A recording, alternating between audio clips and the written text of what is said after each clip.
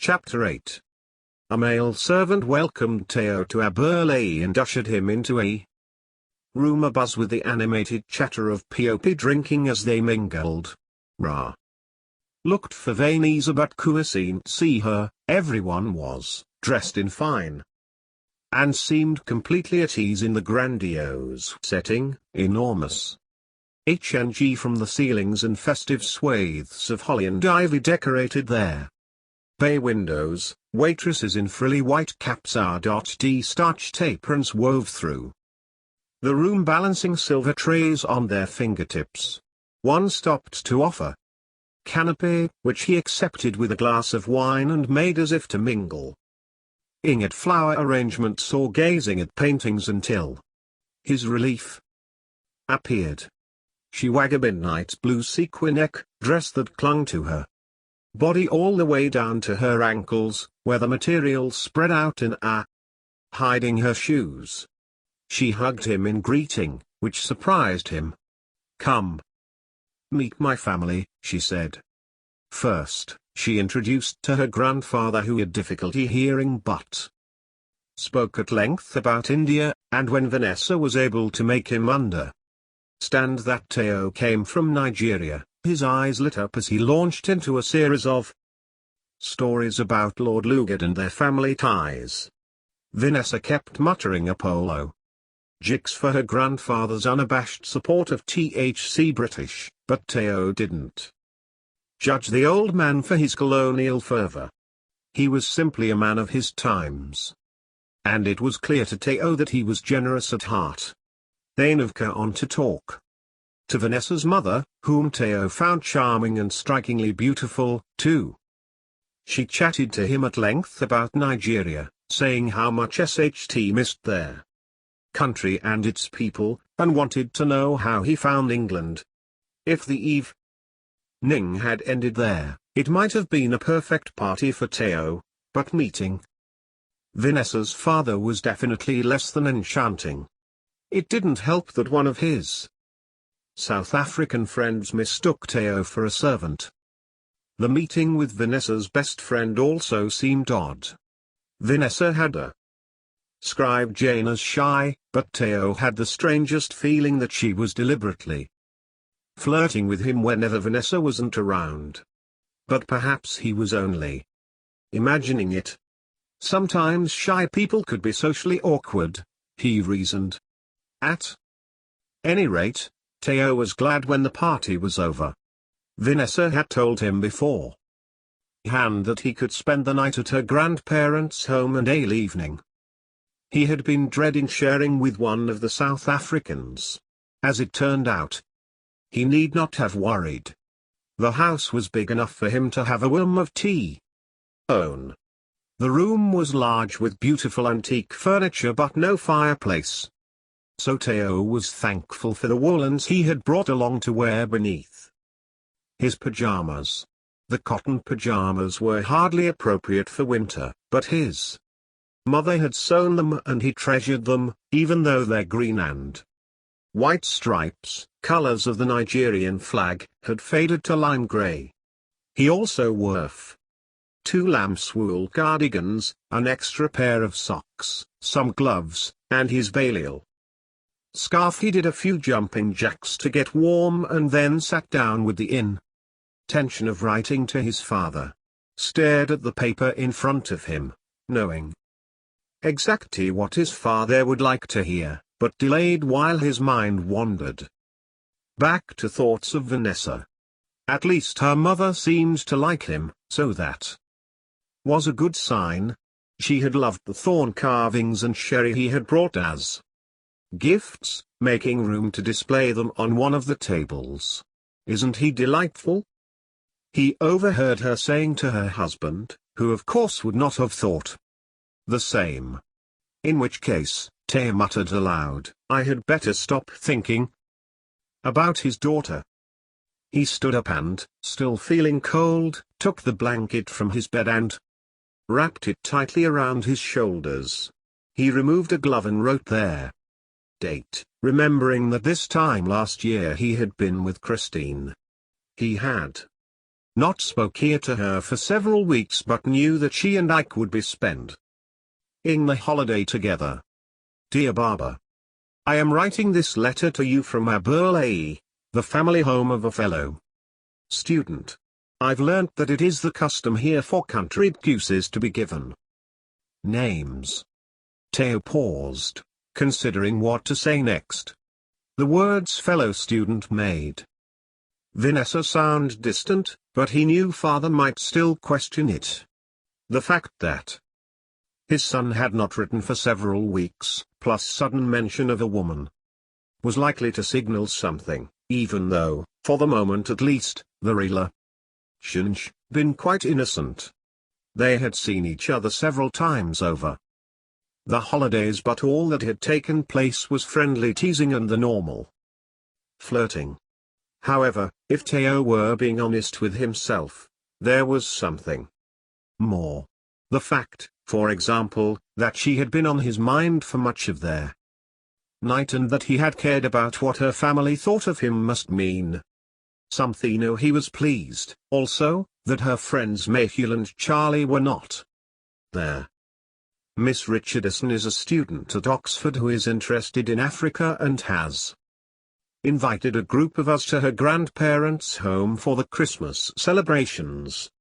The home is spectacular, more than 200 years old, with say bedrooms, as L.cc. L as stables, and servants' quarters. It belongs to Grandpa and Grandma Hume, Vanessa's mother's side, who lived in India for many years. Grandpa Hume was in the army, as was his son-in-law, Mr. Richardson, who later served in Sierra Leone and in our own in the northern province. Theo wondered what his father would have thought of the ilks of Mr. Richardson. He spoke with pride of his years in the native administration, but surely it must have been very irritating to serve younger British men who knew so little, yet felt naturally entitled to power. For a moment, Theo considered telling father the names of some of the artists and politicians at the party, but then changed his mind. The more he named, the more he would have to account for later. He had already made the mistake of telling him that the former Prime Minister's grandson resided in college. Ever since, he had been hounded by questions as to the possibility of a visit to the Macmillan home. He was about to write something else when he heard a knock on his door. "One moment please," Theo called, jumping up as he pushed the blanket off his shoulders, throwing it back on the bed. He glanced at his watch. Midnight. Quickly, he removed his scarf and tugged at his gloves, wondering what to do with the rest of his layers, when the knocking resumed. "Theo, it's me," came the whisper. He opened the door a crack. "Oh Vanessa, I'm sorry.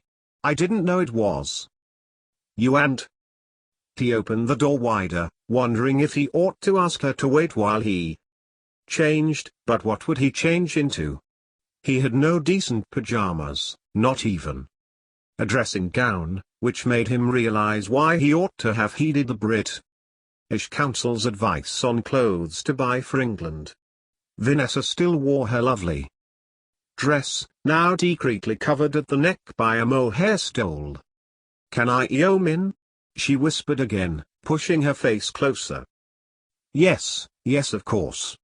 "Come in," he stammered, feeling foolish for keeping her waiting. They now stood awkwardly for a moment in the middle of the room, while he thought of excusing himself, and she tugged nervously at her stole. "I hope you weren't too disappointed." "Disappointed?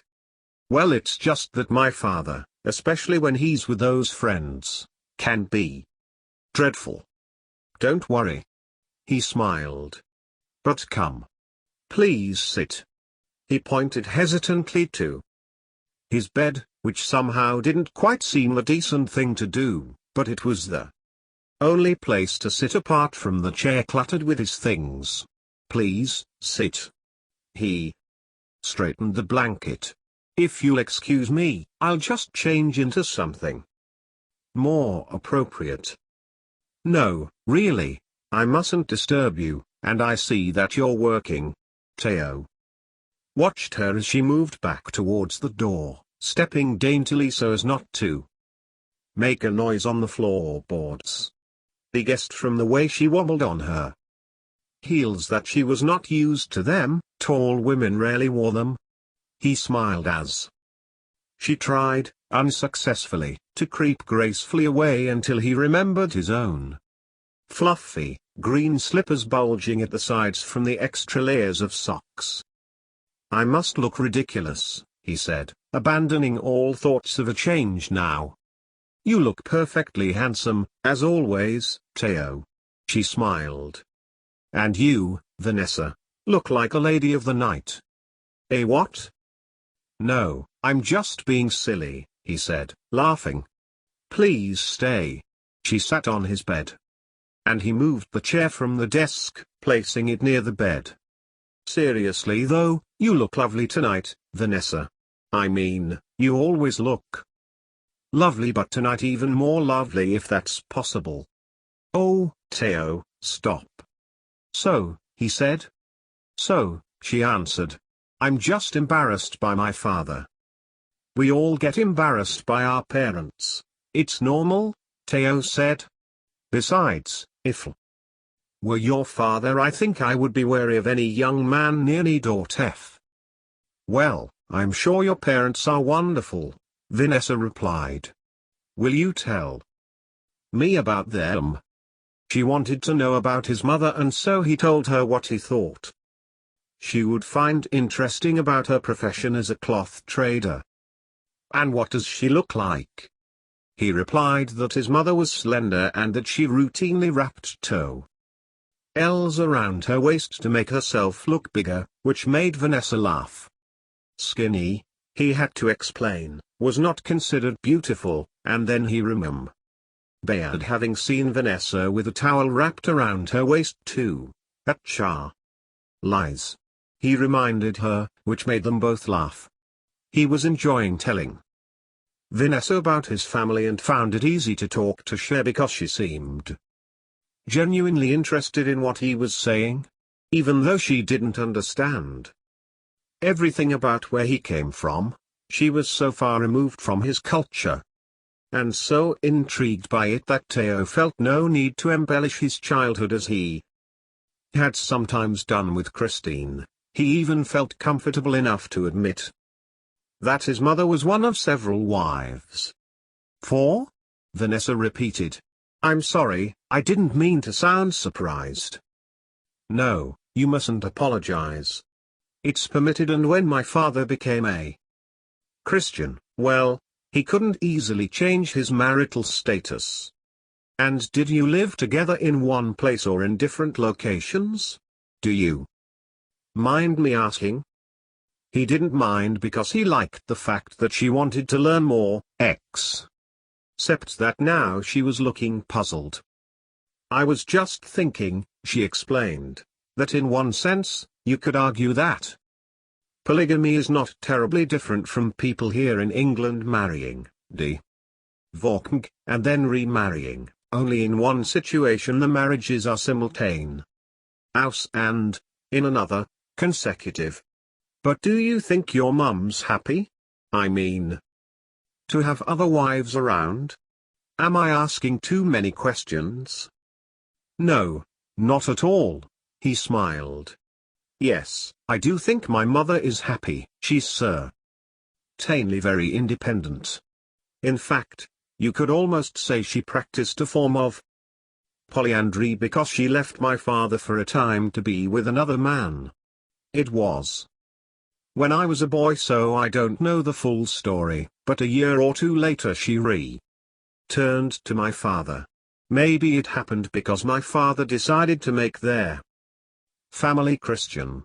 I'm not sure. It's so interesting. I'd love to meet your mother one day." "Then you will, and she's also quite jovial, just like you," Teo added. "And what else?" "I don't know. She carries the tribal marks on her face, like my father. 3 parallel marks on each cheek, from cheekbone to jaw.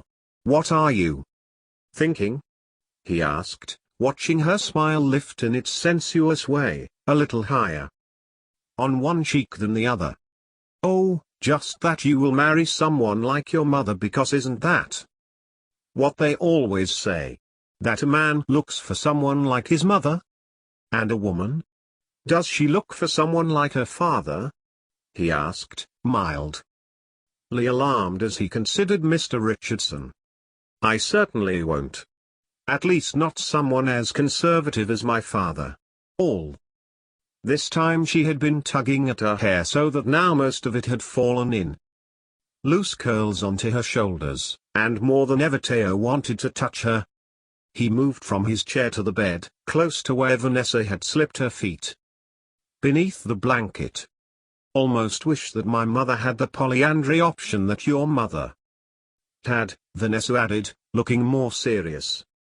Maybe it happens in all marriages at some point, and this sounds awful, but I just think mother would be happier with someone else. For a few moments she sat, silently running her pretty fingers along the broidered edge of the pillowcase. You don't have to stop, he said softly. She sighed as though she were tired, but then patted the pillow forcefully. So, what's it, Theo Ajay? You never told me. Polygamy or monogamy? He watched her, wondering whether she would share more, but the resolve on her face stopped him from probing. I note the absence of polyandry, he remarked. Somehow, I didn't think you'd go for that, she laughed. Oh, I don't know. I quite like the idea of getting other men to fix things round the house. I'm not good at all that. But as for the sexual part, he laughed. Well, no. I couldn't share my woman. I'm afraid I'd be too jealous. Monogamy. Happy monogamy. I think that 5's what I would pick. And it would have to be a woman who is gentle and loving. 50 and intelligent, able to put up with me. Of course, and God-fearing. What do you think? God-fearing or Teo-tearing? Now why should anyone fear me? I don't know. She laughed. But it's late and I should be going. Afraid? No. It's been lovely. She smiled, pulled her feet from under the blanket and rubbed her bare arms. Lovely, he repeated, knowing that this was the moment to do something. If he was going to do anything, but the fact that this was her family home and that her father was somewhere nearby made him hesitate. She stood up, slipped her shoes on, and took the stole from where it had fallen next to the pillow. Don't get too cold, she said, placing her hand lightly on his shoulder. He watched as she slipped quietly T of